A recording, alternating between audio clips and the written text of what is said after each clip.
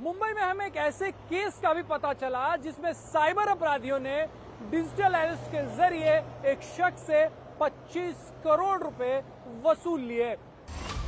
Experts कहते हैं कि कोरोना महामारी के बाद साइबर दुनिया में होने वाले अपराध बेतहाशा बढ़े हैं। देखिए आंकड़े क्या कहते हैं।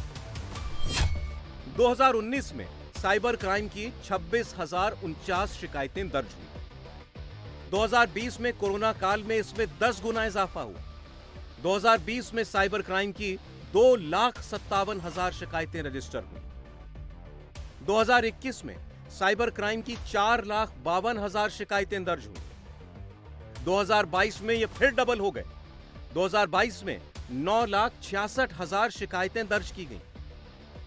2023 में पूरे हिंदुस्तान में साइबर अपराध की 15,60,000 शिकायतें दर्ज हुई और 2024 में जनवरी से अप्रैल तक ही 7,40,000 साइबर अपराध की शिकायतें मिली। साइबर अपराधों में सबसे गंभीर अपराध है digital house arrest. Digital arrest एक किस्म का मेंटल टॉर्चर है जिसमें नकली पुलिस स्टेशन और नकली कोर्ट बनाकर, नकली वर्दी पहनकर और नकली पेपर दिखाकर ठगी को अंजाम दिया जाता है। साइबर ठग पहले बातों बातों में गोपनीय और प्राइवेट डेटा लेते हैं, फिर उस डेटा को मैनिपुलेट करके डरा धमकाकर पैसे की डिमांड करते हैं। जो डर गया वो फंस गया, जो फंस गया वो लुट गया। साइबर क्रिमिनल्स ने इस डर और पैनिक दोनों को ही आज हथियार के तौर पर बना लिया है। इस साल पहले 4 महीनों में ही डिजिटल अरेस्ट की 4,599 शिकायतें मिली, जिनमें 400 करोड़ की ठगी हुई। सोचिए हर दिन डिजिटल अरेस्ट के 40 अटेम्प्ट हो रहे हैं। इतने मामले पुलिस के पास रिपोर्ट हो रहे हैं। साइबर अपराधी इससे कहीं ज्यादा तादाद में लोगों पर साइबर जाल फेंक रहे हैं। जो इस जाल में फंस गया, समझिए कि उसका सब कुछ लुट गया। अकेले दिल्ली की बात करें तो साइबर दुनिया में रोजाना 700 दिल्ली वालों से रुपए ऐंठे जा रहे हैं। दिल्ली एनसीआर में हर महीने औसत 10 लोगों को डिजिटल अरेस्ट करके जालसाज उनसे ठगी कर रहे हैं।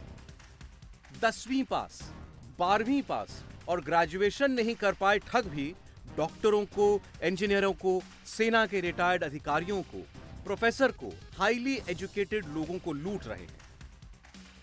Cyber crime police station Noida की टीम द्वारा डिजिटल अरेस्ट के माध्यम से साइबर धोखाधड़ी करने वाले गैंग के 3 अभियुक्तों को जयपुर से गिरफ्तार किया गया है। कुछ समय पूर्व एक रिटायर्ड आर्मी ऑफिसर के साथ डिजिटल अरेस्ट की घटना कारित करते हुए 2 करोड़ रुपए की साइबर धोखाधड़ी हुई थी।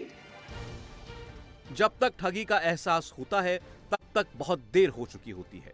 उनका सारा धन लुट चुका होता है।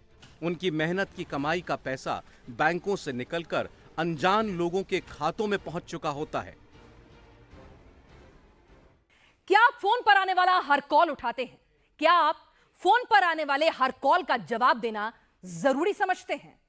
कोई अनजान आदमी फोन पर कुछ भी बोल देता है और आप उसे सच समझ लेते हैं? यदि हां, आप ऐसा करते हैं तो इस तहकीकात का सीधा सीधा वास्ता आपसे है। सावधान हो जाइए। एक फोन कॉल उठाना, जी हां, एक फोन कॉल उठाना कितना खतरनाक हो सकता है, यह आपको दिल्ली की एक सच्ची कहानी से बताते हैं। दिल्ली में 72 साल की बुजुर्ग कृष्णा दास गुप्ता के साथ जो कुछ हुआ वो किसी के साथ भी हो सकता है। इसीलिए सचेत रहना बेहद जरूरी है।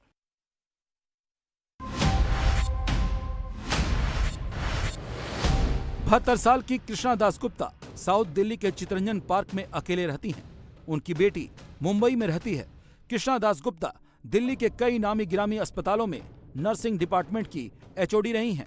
साइबर ठगों ने एक झटके में उनकी जिंदगी भर की कमाई लूट ली।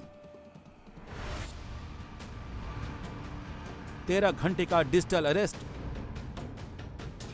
और 83 लाख रुपए की लूट। जी हां, 83 लाख रुपए।